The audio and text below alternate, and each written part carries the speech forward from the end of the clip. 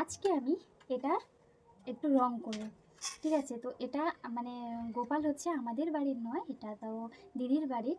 এই যে আমার দিদির ছেলে, তো এর বাড়িতে একটু এখন অসুচি চলছে, এই জন্য আমাদের বাড়িতে নিয়ে এসছে একে একটু ভালোভাবে সাজিয়ে দেওয়ার জন্য আমার কাছে নিয়ে এসছে। তাই আজ ভাবলাম তোমাদের কাছে এই ভিডিওটা শেয়ার করি, দেখতে থাকো।